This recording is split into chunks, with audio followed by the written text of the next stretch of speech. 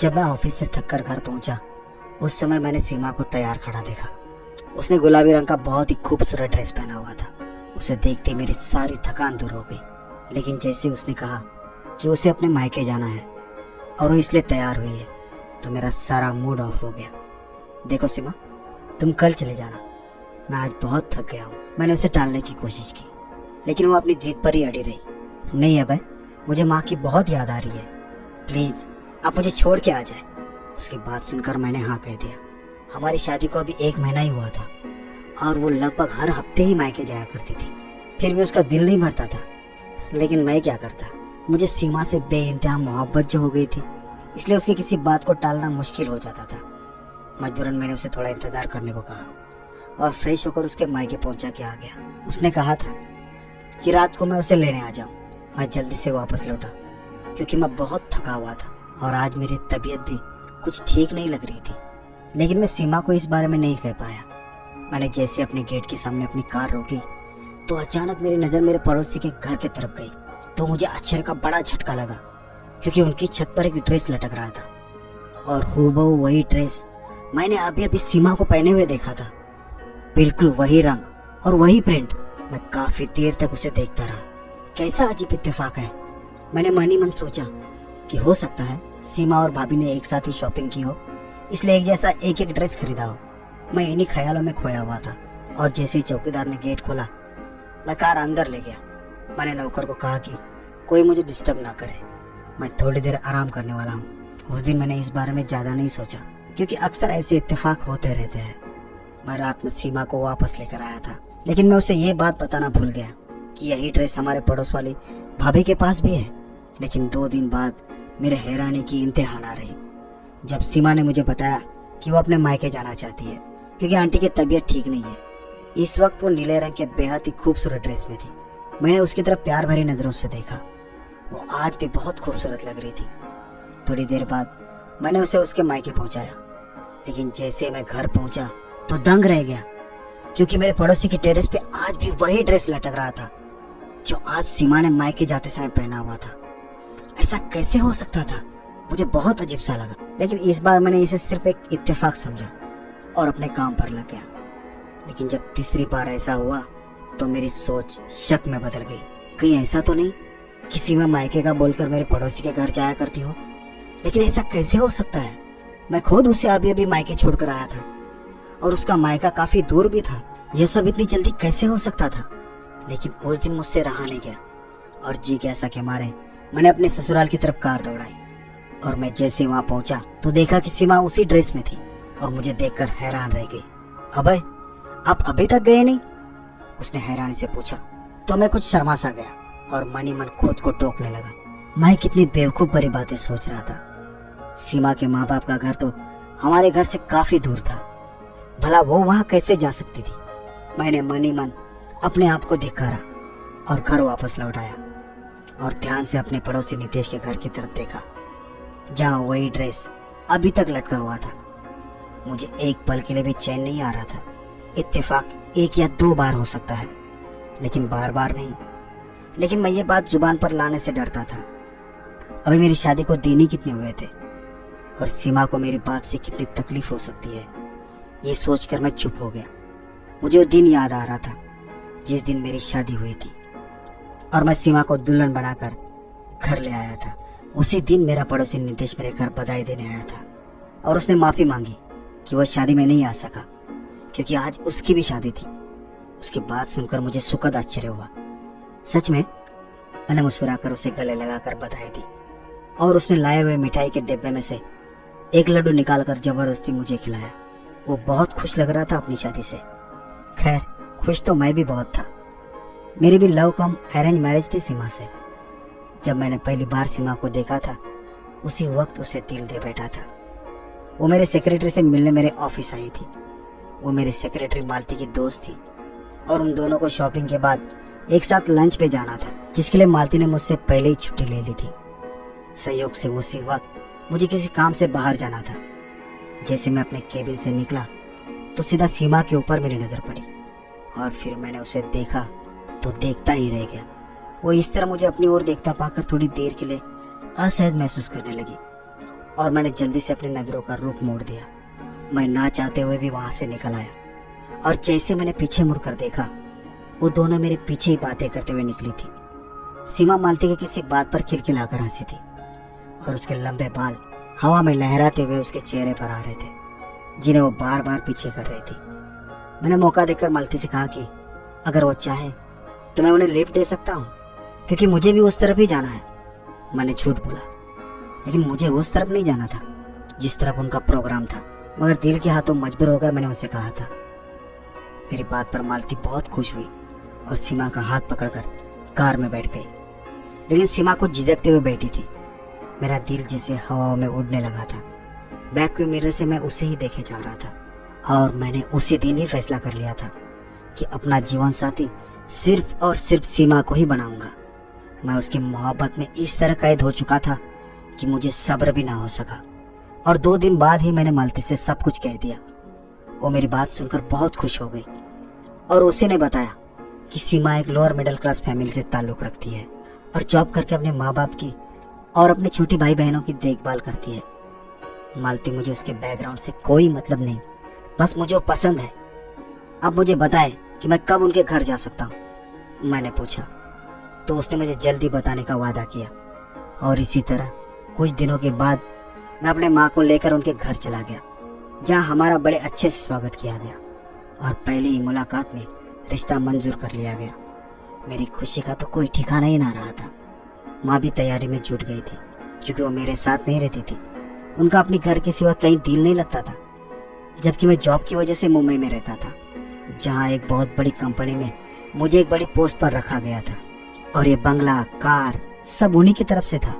मुझे बहुत अच्छा पैकेज दिया जाता था और बोनस वगैरह भी मिलता था, और अगर कभी देश से बाहर जाना होता था तो कंपनी और ज़्यादा पैसा देती थी। मैं अपनी जॉब और लाइफस्टाइल से बहुत संतुष्ट था और जब से सीमा मेरी ज़िंदगी में आई थी तब से तो लगता था कोई कमी नहीं थी ज़िंदगी में। मैं हर वक्त भगवान का शुक्रिया अदा करता था। सीमा भी मेरा बहुत ख्याल रखा करती थी और वह हर तरह से एक बेहतरीन लाइफ पार्टनर साबित हुई थी। लेकिन जब से ड्रेस वाला सिलसिला शुरू हो गया था, मेरी तो रातों की नींद हराम हो गई थी। अब तो मैं सीमा से बात भी नहीं कर पाता था। और जब भी मायके जाने का कहती तो मुझे बहुत गुस्सा आता था। एक दिन तो मैं चिल्ला उठा, सारा दिन माँ के घर पे जाने का सोचती रहती हो, तुम एक बार भी नहीं सोचती कि मैं क्या चाहता हूँ। मेरी आवाज तेज हो गई थी, जिसे सुनकर वह डर गई। क्या हुआ? अब मुझसे कोई गलती हुई है क्या? वो अचानक से रोने लगी और उसके खूबसूरत चेहरे पर डर के निशान थे, जैसे उसने कोई भूत देख लिया हो। मेरा दिल उसे इस तरह देखकर पिघल गया और मैंने अपने इस रवैये के लिए उससे माफी मांगी और कुछ ही देर बाद मैं उसे मायके छोड़ के आ गया। लेकिन लौटते समय वही ड्रेस मुझे नीतीश के घर पर लटकता हुआ दिखाई दिया। मुझे डर लगने लगा था। मैं अपने कनपट्टियों को दबाना शुरू कर दिया था। ऐसे लग रहा था जैसे कोई मेरे सिर पर हथौड़े बरसा रहा हो। हर बार मैं सच्चाई जानने के लिए वापस जाया करता और सीमा और उसके घर वाले मुझे अजीब नजरों से देखा करते और मैं कोई ना कोई बहाना बनाकर उल्टे कदमों से वहां से वापस आ जाता। क्या हो रहा था मेरे साथ कुछ समझ में नहीं आ रहा था। अब तो सीमा भी मुझसे नाराज रहने लगी थी। मैं सारा दिन चिड़चिड़ा रहने लगा था। ऑफिस में भी लोग मेरी शिकायत करने लगे थे। अगर ये नौकरी चली जाती तो मैं कहीं का नहीं रहता, इसलिए मुझे अपने दिल और दिमाग को तरोताजा करना पड़ता। मगर जिसके दिलो दिमाग में इतना तूफान चलता हो, वो भला ठीक कैसे रह सकता था। मजबूरन मैंने बीमारी का बहाना करके 2 हफ्ते की छुट्टी ले ली। उन्हीं दिनों में मैंने नोटिस किया कि सीमा कुछ परेशान और चिंतित लग रही थी। कभी कभी मुझे लगता था कि वो रात को कमरे से कहीं चली जाती थी और जब मैं उठकर पूरे घर में उसे ढूंढता तो कहीं ना मिलती। मजबूरन जैसे मैं कमरे में वापस आता तो वो बेड पर सो रही होती थी। एक रात मैंने उसे जगाया, सीमा तुम कहाँ चली गई थी? तब उसने आश्चर्य से मेरी ओर देखा। अब है आपको दिखाई नहीं देता? मैं तो सो रही थी, बल्कि बाहर से तो आप आ रहे शायद। वो उल्टा मुझे शक भरी नजरों से देखने लगी थी। इस बात पर मैं चुप हो गया और कोई जवाब दिए बिना अपनी जगह पर लेट गया। हो सकता है मैंने कोई सपना देखा हो। उस दिन के बाद से सीमा उखड़ी उखड़ी से रहने लगी थी।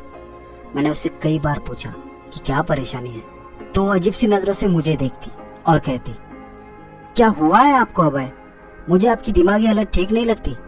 उसके इस तरह देखने पर मैं अपना सिर पकड़ लेता। वो ठीक ही तो कह रही थी, मैं आजकल उल्टी सीधी बातें ही तो करता रहता था। पर इस बार मैंने सोच लिया था कि इस रहस्य को तो सुलझाना ही पड़ेगा। और जैसे मैं सीमा को मैके छोड़कर वापस आया तो देखा कि रोज की तरह वही बैंगनी जोड़ा नीतीश के घर की छत पर लटका हुआ था। कुछ सोचकर मैं अंदर गया और सीढ़ियां चढ़कर सीधा छत पर आ गया। मेरी और नीतीश की छत बिल्कुल मिली हुई थी। मैंने चारों ओर देखने के बाद उसकी छत लांगी और तार पर टंगे हुए कपड़े को हाथ लगाकर देखा। वो ताजा ताजा धुले हुए थे, उनमें से पानी टपक रहा था। मैंने कमीज वाले हिस्से को बीच में से फाड़ डाला और उन कपड़ों को नफरत से देखने लगा जिन्होंने मुझे बहुत तड़पाया था। मेरे पूरे शरीर में आग लग गई हुई थी। मैं जैसे आया था वैसे ही वापस चला गया और फिर से अपने ससुराल की तरफ कार दौड़ाई। आज मुझे सच्चाई का पता लगाना था और आज दूध का दूध पानी का पानी करना था। मैंने तेज रफ्तार से कार चलाई थी और जैसे मैंने सीमा के घर का दरवाजा खटखटाया तो सीमा ने ही दरवाजा खोला। वो मुझे देखकर हैरान नहीं हुई थी क्योंकि मैं हमेशा ही वापस आ जाया करता था, लेकिन उसे देखकर मेरे पैरों तले से जमीन खिसक गई थी क्योंकि उसकी कमीज का दामन बीच में से फटा हुआ था, बिल्कुल वैसे ही जैसे मैंने फाड़ा था। ये सब देखकर मुझे इतना गुस्सा आया कि मैं अपने होशो हवास खो बैठा और बिना सोचे समझे सीमा के गाल पर जोर का थप्पड़ दे मारा। वो इस हमले के लिए तैयार ही नहीं थी और चकरा कर गिर पड़ी और जोर जोर से चिल्लाकर सबको बुलाने लगी, माँ, भाई, पिताजी। उसके इस तरह के चिल्लाने पर सबके सब इकट्ठे हो गए थे और मुझे कुछ दिखाई नहीं दे रहा था। मैंने उसका हाथ पकड़कर खींच लिया, चलो मेरे साथ। मैं भी चिल्लाया, क्या हुआ बेटा, आप ऐसा क्यों कर रहे हैं? मेरे सास ससुर हैरान परेशान बीच में आ गए और पूछने लगे। मेरी सांस फूल रही थी, आप ये सब अपनी बेटी से क्यों नहीं पूछते? किसको बेवकूफ बना रही है ये? मैं उसकी तरफ इशारा करके उनको बताने लगा। मगर बेटा, इसने किया क्या है? मेरे ससुर ने मेरा हाथ पकड़कर नरमी से पूछा। अंकल, इससे पूछे कि इसकी कमीज कैसे फटी है। मैंने अपनी सांस को नियंत्रित करते हुए बड़ी मुश्किल से कहा। मेरी बातों से वो सब चौंक कर एक दूसरे की ओर देख रहे थे, लेकिन इसकी कमीज तो अभी अभी गेट से अंदर आते हुए दरवाजे पर लगी कील में फंसकर फटी है बेटा। वो सब एक जुबान होकर मुझे बताने लगे और सीमा अभी तक जमीन पर बैठी आंसू बहाई जा रही थी। ये नहीं हो सकता, आप सब इसके साथ मिले हुए हैं, इसके झूठ में इसका साथ दे रहे हैं। मैं अब अपने दिमाग से बाहर हो चुका था और सीमा को जबरदस्ती घसीटता हुआ वहां से ले आया। उसके माता पिता गिड़गिड़ाने लगे, लेकिन मुझे कुछ सुनाई नहीं दे रहा था। सीमा पूरे रास्ते रो रही थी, लेकिन मुझे अब उस पर जरा सी भी दया नहीं आ रही थी। घर पहुंचकर मैंने उसके बालों को पकड़ा और बोला, बताओ क्या चक्कर है तुम्हारा नीतीश के साथ? ये क्या कह रहे हैं बे? वो चीखी, लेकिन मुझे उसकी कोई परवाह न थी। मेरी बात सुनकर उसके चेहरे का रंग उड़ चुका था। ये क्या पागलपन है, आप इतना गलत कैसे सोच सकते हो? वो चिल्लाए, लेकिन मुझे अब उसकी कोई परवाह नहीं थी। मैं कोई गिरा हुआ इंसान नहीं था जो आंखों देखी मक्खी निगल लेता, मगर वो लगातार इनकार करती जा रही थी। मेरा गुस्से से बुरा हाल था। मैंने उसे कहा, अगर वो सच बता देगी तो मैं उसे कुछ नहीं कहूंगा, बस वो एक बार अपनी बात मान ले। मुझे लग रहा था कि मेरे दिमाग की नसें फट जाएगी और तभी अचानक मैंने देखा कि पुलिस वहां पहुंच गई थी। उनमें से एक महिला कांस्टेबल ने आते ही सीमा को मेरे हाथों से छुड़ाया और उसे सोफे पर बिठा दिया। उसका बयान लेने लगी, जबकि मुझे हथकड़ी पहना दी गई थी। ये सब क्या है? मैं चिल्लाया, ये तो बेटा आपको थाने चल के पता चल जाएगा। वो पुलिस इंस्पेक्टर हंसने लगा और मुझे घसीटता हुआ पुलिस की गाड़ी में डाला, जबकि जाते वक्त मेरे कानों में सीमा की आवाज लगातार गूंजती जा रही थी, ये मेरा पति पागल है, पहले दिन से इसे पागलपन के दौरे पड़ते आ रहे हैं। सीमा पुलिस को बताई जा रही थी और मुझे अपने कानों पर यकीन नहीं हो रहा था। वो जिसे मैंने अपने दिलो जान से चाहा था, वो ये क्या कह रही थी? मेरे हवालात का आज दूसरा दिन था और सीमा ने मेरी खबर तक ना ली थी। मुझे उस बात पर बिल्कुल भी विश्वास नहीं हो रहा था जो कुछ भी उसने पुलिस को बताया था। मैं एक दिमागी मरीज हूँ और मुझे पागलपन के दौरे पड़ते हैं, तब मैं उस पर जुल्म करता हूँ। उसका ये कहना था कि उसने यह बात अपने माता पिता को कभी नहीं बताई, लेकिन उस दिन उन्होंने अपनी आंखों से सब कुछ देखा था। लेकिन सबसे चौंकाने वाली बात यह थी कि उस रात पुलिस को नीतीश ने कॉल किया था, जो मेरा पड़ोसी था और जिसकी वजह से यह सारा सिलसिला शुरू हुआ था। मुझ पे आश्चर्य के वार पे वार हो रहे थे। ये सब क्या था? मुझे कुछ समझ नहीं आ रहा था। सीमा ने मेरे खिलाफ केस फाइल किया था और ना जाने क्या क्या आरोप लगाए थे मुझ पर। मेरे माता पिता बहुत कोशिश कर रहे थे, लेकिन मेरी जमानत नहीं हो पा रही थी। मामले के अनुसार मेरा मेडिकल चेकअप होना था और रिपोर्ट आने के बाद ही मेरी जमानत हो सकती थी। और 2 दिन बाद जब मनोचिकित्सक ने मुझसे सवाल पूछे तो मैंने उसको सारा किस्सा सुना दिया, जिससे सुनकर वो भी मुझे ऐसी नजर से देखने लगे जैसे मैं कोई पागल हूँ। और उनके इस तरह देखने पर मुझे अचानक गुस्सा आ गया। आपको क्या लगता है मैं पागल हूँ? मैंने गुस्से में आकर पूछा तो मुझे समझाने लगे। देखिए मिस्टर अभय, आप जो किस्सा बता रहे हैं वो नामुमकिन सी बात है। इत्तेफाक 1 या 2 बार हो सकता है, लेकिन बार बार नहीं। वो आराम से कह रहा था, बल्कि मेरी सांसें बढ़ने लगी थी। डॉक्टर साहब, यही तो मैं समझा रहा हूँ, वो इत्तेफाक नहीं था। मैं अब अपने आप पर काबू नहीं रख पा रहा था और डॉक्टर ने मेरी हाँ में हाँ मिलाकर मुझे खामोश कर दिया था। जबकि अपनी रिपोर्ट में उन्होंने मुझे एक मानसिक रोगी लिख दिया था, जिसके परिणाम स्वरूप जज ने मुझे 2 महीने के लिए मेंटल हॉस्पिटल में भेज दिया। मैं चीखता चिल्लाता रहा कि मैं पागल नहीं हूँ, लेकिन वहाँ किसी को कोई फर्क नहीं पड़ा। सब लोग मुझे तरस भरी निगाहों से देखे जा रहे थे। मुझे अस्पताल में हर जगह यही सुनना पड़ा, बेचारा कितना सुंदर नौजवान है, देखो। ना जाने क्या सदमा लगा कि अपने होश खो बैठा है, एक नर्स ने मुझे देखकर दूसरी से कहा, जबकि मैं सचमुच पागलों की तरह बुद्धू बना बैठा था। इन 2 महीनों में मेरे साथ जो कुछ भी हुआ था वो मेरी समझ से परे था। शायद मैं सचमुच पागल हो चुका था। मुझे पागल खाने में 1 हफ्ता हो चुका था जब मुझसे कोई मिलने आया। मैं मुलाकात वाली जगह पर पहुंचा तो वहाँ नितेश और सीमा को देखकर मुझे जोर का झटका लगा। तुम दोनों एक साथ? मैं बस इतना ही कह सका था। हाँ भाई, हम दोनों साथ इसलिए आए हैं ताकि तुम्हें तुम्हारी गलती बता सके। वो मुस्कुराया। तुम्हें साइली याद है? अचानक उसने पूछा। कौन साइली? मैंने आश्चर्य से कहा। हाँ, तुम्हें कैसे याद होगी भला, क्योंकि तुमने कॉलेज से लेकर यूनिवर्सिटी तक ना जाने कितनी लड़कियों को इश्क के जाल में फंसाया होगा, जिनमें एक लड़की साइली भी थी, जो कि मेरी छोटी बहन थी।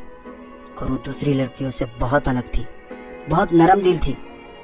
वो तुम्हारे टाइम पास को सच्ची मोहब्बत समझ बैठी थी और तुमने उसे शादी करने से इनकार कर दिया कि तुम उसे अपना सिर्फ दोस्त समझते थे और कुछ नहीं। तब उस मासूम लड़की ने छत से कूदकर अपनी जान देने की कोशिश की, जिसमें वो बच तो गई, लेकिन हमेशा हमेशा के लिए अपाहिज हो गई। और अब तक वो सिर्फ दवाओं के सहारे ही जिंदा है। मैं जब भी अपनी बहन को इस हालत में देखता था, तब मुझे उस आदमी से सख्त नफरत महसूस होती थी। फिर एक दिन मुझे साइली की डायरी मिल गई, जिसमें उसने तुम्हारे बारे में सब कुछ लिखा था। और उसी दिन मैंने तुमसे बदला लेने का फैसला किया। मैं तुम्हें बर्बाद कर देना चाहता था। सबसे पहले तो मैंने तुम्हारे घर के बगल में घर खरीद लिया। सीमा, जो मेरे ऑफिस में काम किया करती थी, इसकी छोटी सी जॉब थी। बड़ी मुश्किल से इसका घर का खर्चा चलता था, लेकिन ये बहुत खूबसूरत थी, इसलिए मैंने सीमा को एक बड़ी रकम के बदले में यह सब नाटक करने को कहा था। और मेरी खुशी का ठिकाना ना रहा था जब तुमने सीमा को पहले ही नजर में पसंद कर लिया था। मुझे पता था कि तुम सीमा जैसी खूबसूरत लड़की को कभी इग्नोर नहीं कर सकते, और तुमने सीमा से शादी कर ली। फिर मैंने जो प्लान बनाया था उसको अंजाम देना शुरू कर दिया। पहले तो तुमने कई दिन तक मेरे घर की तरफ नहीं देखा, मगर एक दिन तुम्हारी भटकती हुई नजर मेरे छत पर पड़ी गई, जो कि तुम्हारी बर्बादी का कारण बनी। और यही नहीं, मैंने सीमा को कुछ ऐसी दवाइयाँ भी दी थी जिससे तुम अपना होश खो बैठो और तुम्हें गुस्सा आता रहे, ताकि हर कोई तुमको पागल समझे। ये सब बताते हुए वो बहुत खुश लग रहा था। उसके होंठों पर उपहास भरी हंसी थी, जबकि सीमा खामोश खड़ी थी। मुझे धीरे धीरे सब कुछ याद आने लगा था। अब मुझे गुस्सा नहीं आया करता था, क्योंकि मैं एक नर्म स्वभाव का बंदा था, और ये सब नितेश की दी हुई दवाइयों का चमत्कार था। जबकि यहाँ मुझे शांत रहने की दवाई दी जाती थी। अब मुझे पागलपन के दौरे नहीं पड़ते थे, और आज भी मैं पूरी होशो हवास में था। मैंने बड़ी मुश्किल से अपना मुंह खोला और बोला, सैली के साथ जो कुछ हुआ उसका मुझे बहुत अफसोस है, लेकिन तुमने बहुत बड़ी भूल कर दी। सैली और मैं क्लासमेट थे, लेकिन सैली जिस अभय को चाहती थी वो हमसे सीनियर था। मेरी तो सैली से कभी हाय हेलो भी नहीं हुई थी। वो हर वक्त फाइनल ईयर के अभय के साथ दिखाई देती थी, जो एक अमीर बाप की बिगड़ी हुई औलाद था और हर रोज एक नई लड़की को फंसाता था। मुझे कुछ पता नहीं था कि सैली ने यूनिवर्सिटी आना क्यों बंद कर दिया था। मुझे बस अपनी पढ़ाई से मतलब था, और जब तुमने सैली की डायरी में अभय नाम लिखा देखा तब बदकिस्मती से उसके क्लास में जो अभय था वो मैं था। तुमने बस उसके क्लास में देख के मुझे समझ लिया कि मैं ही वो अभय हूँ और आ गए मेरी जिंदगी बर्बाद करने। कम से कम एक बार किसी से पूछ तो लेते कि साहेली के साथ कौन होता था। सदमे और दर्द से मेरा बुरा हाल था। मुझे उस गुनाह की सजा मिली थी जो मैंने किया ही नहीं था। मेरी कहानी सुनकर नितेश और सीमा सदमे में आ चुके थे। उन दोनों के चेहरे देखने लायक थे, जबकि मैं संतुष्ट था कि मैंने कोई गुनाह नहीं किया था। उस दिन तो वो दोनों चले गए और 2 दिन बाद ही मुझे छोड़ दिया गया। नितेश और सीमा ने अपना गुनाह कबूल कर लिया था। जब मुझे पता चला तो मैंने जल्दी से अपने वकील से बात की और उन दोनों को माफ कर दिया। मैं जानता था उन्होंने अपराध किया था, लेकिन सीमा ने गरीबी से तंग आकर यह ऑफर कबूल किया था। वो अपने बीमार पिता की दवाइयाँ और घर का खर्चा पूरा नहीं कर पा रही थी और नितेश ने बदले की आग में ये सब किया था। मैं अपने घर वापस लौट चुका था, लेकिन मैं चौंक गया जब वहां मैंने सीमा को मेरा इंतजार करते हुए पाया। सीमा, तुम यहाँ? हाँ भाई, मैं आपकी गुनहगार हूँ, मुझे माफ कर दो। और अगर तुम्हारे दिल में मेरे लिए थोड़ी सी भी जगह है तो मुझे अपने जीवन से मत निकाल देना। मुझे आपसे मोहब्बत हो गई है अभय। आप जैसा इंसान मैंने आज तक मेरी जिंदगी में कभी नहीं देखा। मैं आपको बिल्कुल खोना नहीं चाहती। वो सिसकते हुए मेरे कदमों में गिर गई थी। उसका पूरा शरीर कांप रहा था। मैं उससे नफरत करने की लाख कोशिश करता, लेकिन ये दिल उसके एक आंसू से ही पिघल चुका था। वो अब भी मेरी महबूबा थी। मैंने उसके कंधों को पकड़कर उसे उठाया और उसके आंसू पोंछे। सीमा, अगर तुम वाकई अपने किए पे शर्मिंदा हो तो मैं तुम्हें माफ करता हूँ, मगर ये याद रखना कि मैं भी एक इंसान हूँ, शायद बार बार माफ ना कर सकूं। मेरी बातों पर वो फूट फूट कर रोने लगी और मैंने दिल में ये सोचा कि ये पछतावे के आंसू हैं। इसका मतलब है कि सीमा को सच में मुझसे मोहब्बत हो गई थी। मैंने भगवान का शुक्रिया अदा किया जिसने मुझे मेरा मान और सम्मान वापस दिलाया था, वरना एक गलतफहमी के आधार पर मेरी पूरी जिंदगी तबाह होने जा रही थी। इसलिए बड़े बुजुर्ग कहते हैं कि कोई भी कार्य सोच समझकर कर लेना चाहिए। तो दोस्तों, ये थी हमारी आज की कहानी। आपका क्या कहना है इस कहानी के बारे में? कमेंट करके हमें ज़रूर बताएं। वीडियो को लाइक कर दीजिए और चैनल को सब्सक्राइब करके घंटी को दबाकर ऑल पर सेट कर लीजिए ताकि आने वाले वीडियो आपको तुरंत मिले। मुझे दीजिए अगली वीडियो तक इजाज़त। तब तक के लिए धन्यवाद।